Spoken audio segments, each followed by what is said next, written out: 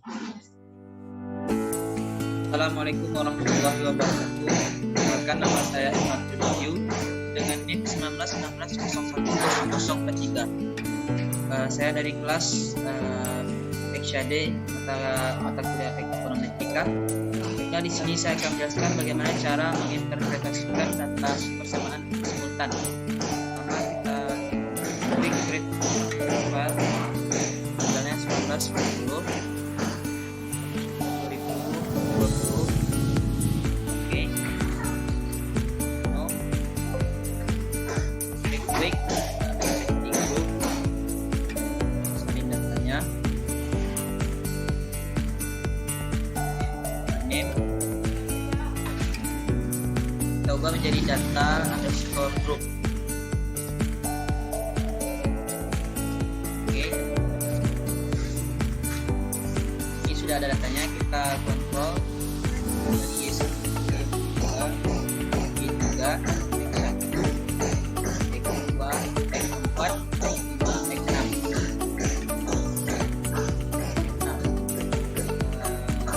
Di kanan open as equation, kita pindahkan C-nya. Kita taruh di sini C.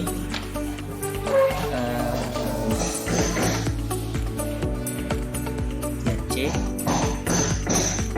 log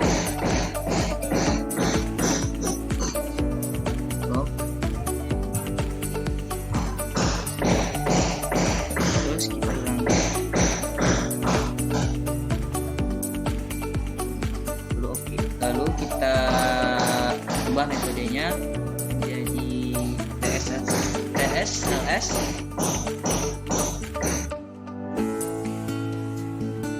Instrumennya X1 sampai X9, 2, 3, 4, 5, 6, 8, dan X9. Lalu kita coba oke. Jadi tandanya easy name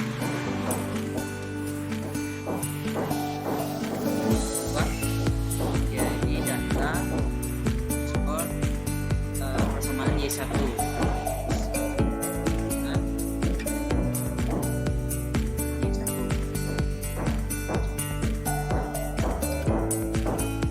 Oke. Ini kita sudah dapat data-datanya, bahwa dari hasil pengolahan di sini terlihat bahwa angka konstanta 8,64 artinya neraca transaksi berjalan Y1 adalah sebesar 8,649 pada saat harga minyak, keterbukaan ekonomi, investasi asing langsung, pengeluaran pemerintah, aset luar negeri, inflasi, jumlah uang beredar, ekspor, bunga sama dengan 0. Yang pertama, variabel pertumbuhan ekonomi Y2 tidak berpengaruh signifikan terhadap neraca transaksi berjalan Y1 karena nilai propnya Y2 jadi 0,032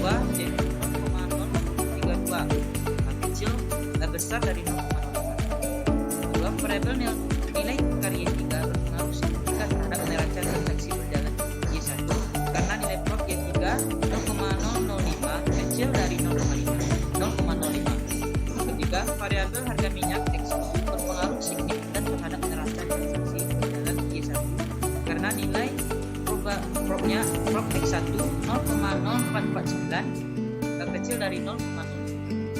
Keempat, variabel keterbukaan ekonomi X2 tidak berpengaruh signifikan terhadap neraca transaksi berjalan Y1 karena nilai prop X2 0,1964 besar dari 0,05. Yang kelima, variabel pengeluaran pemerintah X4 tidak berpengaruh signifikan terhadap neraca transaksi berjalan Y1 karena prop X4 0,0609 besar dari 0,05.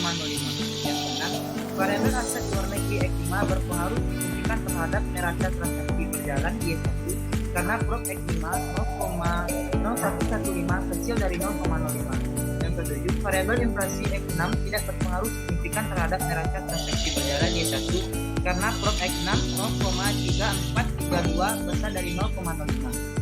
Yang ke-8, nilai R square-nya persamaan ini sebesar 0,6545. Artinya kontribusi variabel Y2, Y3, Y1, Y2, Y4, Y5 dan Y6 terhadap Y1 sebesar 64,6545% dan sisanya sebesar 35,3455% ditentukan oleh faktor lain di luar persamaan Y1.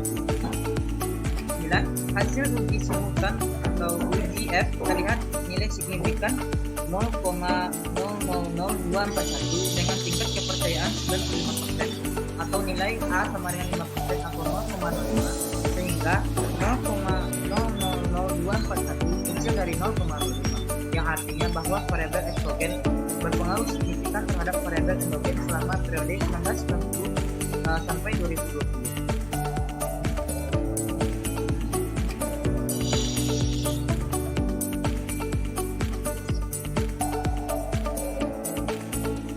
Selanjutnya masuk ke uji amplifikasi. Pertama kita buat ini dulu.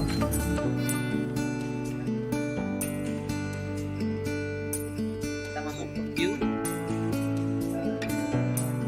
Pertama untuk normality kita masuk ke view, residual yang klik. Ambil histogram. Inilah data-datanya. Mana nilai prob kecil 0,05 atau 0,438015, maka persamaan ini datanya tidak terdistribusi normal. Selanjutnya untuk mencari heteroskedastisitas kita ambil view, residual, Heteros, klik. Kita ambil yang ini brush, lalu klik OK. Keluarlah data-datanya.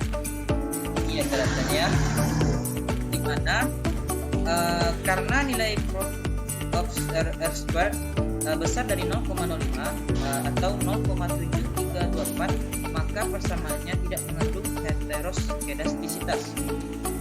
Selanjutnya kita mencari autokorelasi, yang mana kita klik view, kita ambil residual ini, serial correlation, klik OK. Nah ini datanya, di mana karena nilai prop of R square kecil dari 0,05 atau 0,0088, maka persamaannya mengandung autokorelasi. Selanjutnya kita mencari multilinearitas. Gimana caranya kita ketahui? Ini kita ambil grup statistik, ambil correlation. Nah kita salin datanya. Satu kita hilangkan, Y2 masukin log,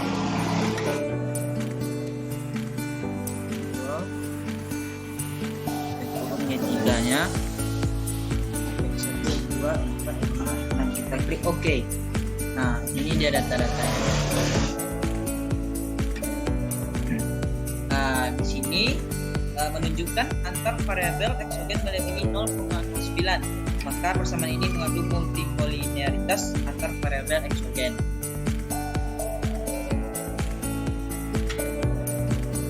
Baik, langkah selanjutnya yaitu untuk mencari pertumbuhan ekonomi atau Y2. Pertama kita close ini dulu. Kita yes.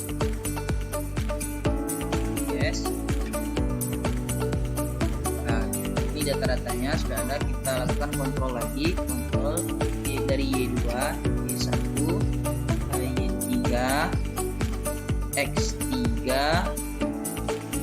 X4, X5, X6 dan X7. Klik kanan, open, as equation. Kita ubah dan pindahkan C-nya. Pindahkan ke sebelah Y2.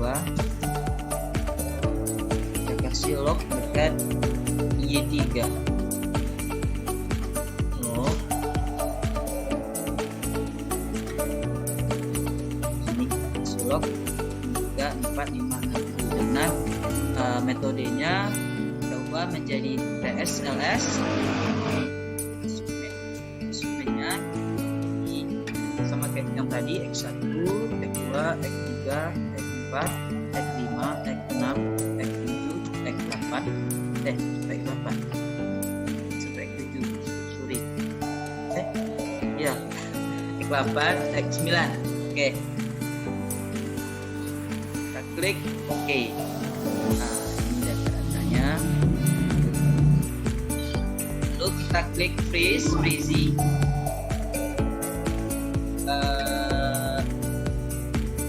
Name kita ubah jadi data persamaan Y2, data underscore persamaan Y2. Kita klik OK. Nah, ini data-datanya, geser dulu ya. Dari hasil data ini terlihat bahwa yang pertama, angka konstanta min 79,22, artinya pertumbuhan ekonomi Indonesia adalah sebesar min 79,22 pada saat neraca transaksi berjalan. Pertumbuhan ekonomi dan nilai tukar sama dengan 0. Yang kedua, variabel neraca transaksi berjalan Y1 tidak berpengaruh signifikan pada pertumbuhan ekonomi Y2 karena nilai prop Y1 0,1768 besar dari 0,05. Yang ketiga, variabel nilai tukar Y3 tidak berpengaruh signifikan terhadap pertumbuhan ekonomi Y2 karena prop Y3 0,1971 besar dari 0,05. Yang keempat, variabel investasi asing langsung X3 tidak berpengaruh signifikan terhadap pertumbuhan ekonomi Y2 karena nilai prop X3 0,2329 besar dari 0,05. Yang kelima, yaitu variabel pengeluaran pemerintah X4 tidak berpengaruh signifikan terhadap pertumbuhan ekonomi Y2 karena prop X4 atau 0,4747 besar dari 0,05. Yang keenam, variabel aset luar negeri X5 tidak berpengaruh signifikan terhadap pertumbuhan ekonomi Y2 karena prop X5 yaitu 0,2521 besar dari 0,05. Yang ketujuh, variabel inflasi X6 tidak berpengaruh signifikan terhadap pertumbuhan ekonomi Y2 karena prop X6 0,482 besar dari 0,05. Yang kedelapan, variabel inflasi X7 tidak berpengaruh signifikan terhadap pertumbuhan ekonomi Y2 karena prop X7 0,3060 besar dari 0,05. Yang kesembilan, nilai R squared persamaan ini sebesar min 2,070488, artinya kontribusi variabel Y1, Y2, Y3, X3, X4, X5, X6, dan X7 terhadap Y2 sebesar 207,04%, sedangkan sisanya 107,04% ditentukan oleh faktor lain di luar persamaan Y2. Yang ke-10, hasil uji simultan atau uji R terlihat nilai signifikan 0,724386 dengan tingkat kepercayaan 95% atau nilai A sama dengan 5% atau 0,05 sehingga 0,724386 besar dari 0,05, yang artinya bahwa variabel eksogen tidak berpengaruh signifikan terhadap variabel endogen selama periode 1920 sampai 2020.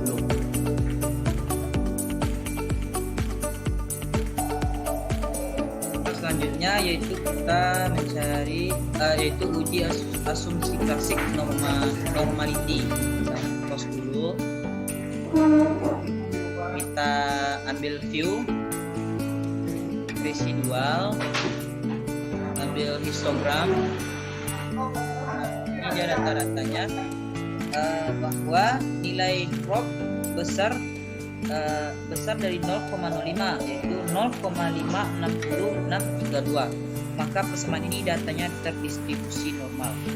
Dan selanjutnya yaitu heteroskedastisitas. Heteroskedastisitas, kita klik view, ambil residual heteros. Kita ambil tekan OK. Nah, di sini disebutkan bahwa nilai prop of R squared besar dari 0,05 yaitu 0,11770, maka persamaannya mengandung tidak heteroskedastisitas. Selanjutnya yaitu mencari autokorelasi. Kita klik view, ambil residual, ambil serial, ya, oke. Nah, ini data-datanya bahwa disebutkan bahwa karena nilai prop of squared kecil dari 0,05 atau 0,0193, maka persamaannya mengandung autokorelasi.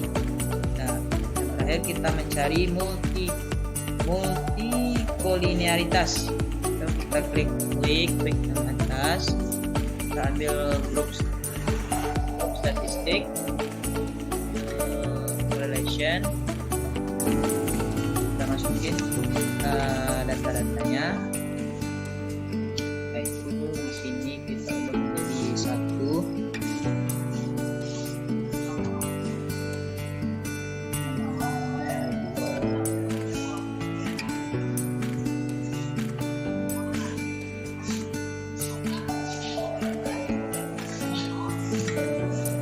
silok,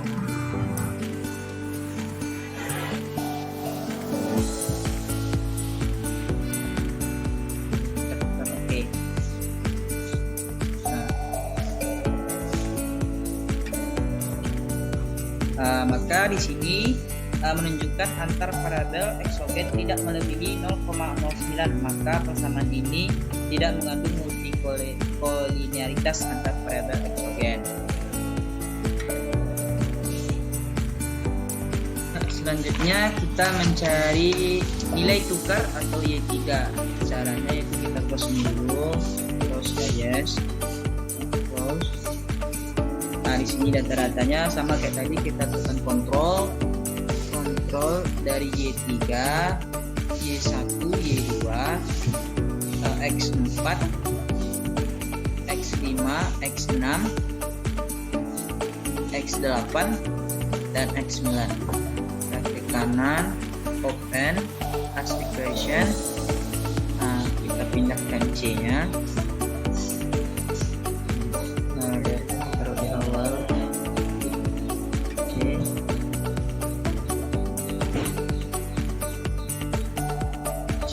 Lock.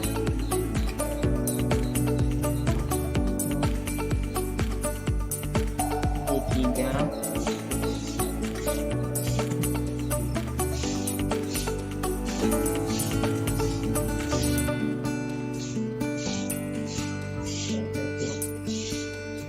C, D2, X4, X5, X6.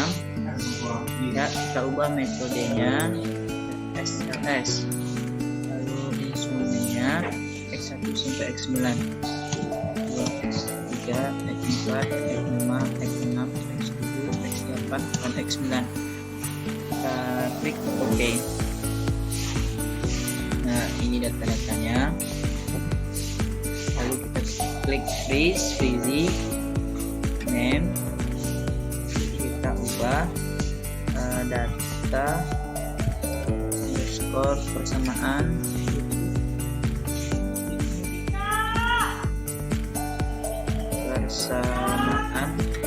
Y3. Klik OK. Nah, ini dia data-datanya. Bahwa disebutkan dalam data ini, yang pertama, angka konstanta 17,22 artinya pertumbuhan ekonomi adalah sebesar 17,22 pada saat pengeluaran pemerintah X4, aset luar negeri X5, inflasi X6, ekspor X8, dan suku bunga X9 sama dengan 0. Yang kedua, variabel neraca transaksi berjalan Y1 tidak berpengaruh signifikan terhadap nilai tukar Y3 karena nilai prop Y1 0,3789 besar dari 0,05. Yang ketiga, variabel pertumbuhan ekonomi Y2 tidak berpengaruh signifikan terhadap nilai tukar Y3 karena nilai prop Y2 0,6338 besar dari 0,05. Yang Yang keempat, variabel pengolahan pemerintah X4 tidak berpengaruh signifikan terhadap nilai tukar Y3 karena nilai prop X4 0,2004 besar dari 0,05. Yang kelima, variabel aset luar negeri X5 berpengaruh signifikan terhadap nilai tukar Y3 karena nilai prop X5 0,0008 kecil dari 0,05. Yang keenam, variabel inflasi X6 tidak berpengaruh signifikan terhadap nilai tukar Y3 karena nilai prop X6 0,9131 besar dari 0,05. Yang ketujuh, variabel ekspor X8 berpengaruh signifikan terhadap nilai tukar Y3 karena nilai prop X8 0,0132 kecil dari 0,05. Yang kedelapan, variabel suku bunga X9 berpengaruh signifikan terhadap nilai tukar Y3 karena nilai prop X9 0,4516 besar dari 0,05. Yang kesembilan, nilai R-square persamaan ini sebesar 0,801694, artinya kontribusi variabel Y1, Y2, X4, X5, X6, X8, dan X9 terhadap Y3 sebesar 80,1694%. Sedangkan sisanya 19,8306% ditentukan oleh faktor lain di luar persamaan Y3. Yang ke-10, hasil uji simultan atau uji F terlihat nilai signifikan 0,0001 dengan tingkat kepercayaan 95% atau nilai A sama dengan 5% atau 0,05 sehingga 0,00001 kecil dari 0,05 yang artinya bahwa variabel eksogen yang terdiri dari pengeluaran pemerintah X4, aset luar negeri X5, inflasi X6, ekspor X8, dan suku bunga X9 berpengaruh signifikan terhadap variabel endogen atau nilai tukar di Indonesia selama periode 1990 sampai 2020. Nah, selanjutnya kita mencari yaitu uji asumsi klasik. Close ini, lalu kita tekan view, residual, kita klik histogram. Nah, ini data-datanya bahwa nilai prop 0,581662 ini dia besar dari 0,05, maka persamaan ini datanya terdistribusi dengan normal. Selanjutnya kita mencari heteroskedastisitas. Kita klik view, cari residual, ambil heteros, ya, kita klik OK. Nah, di sini karena nilai props of R squared 0,0696 besar dari 0,05, maka persamaannya tidak mengandung heteroskedastisitas. Selanjutnya kita mencari uji autokorelasi. View, ambil residual, ambil serial.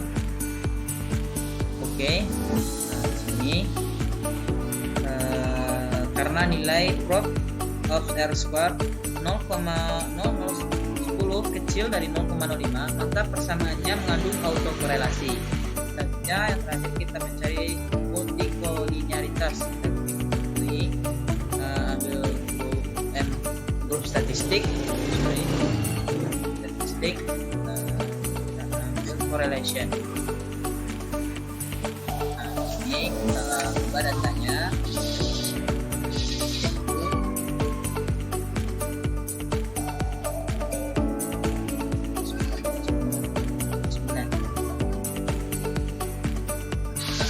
Klik OK.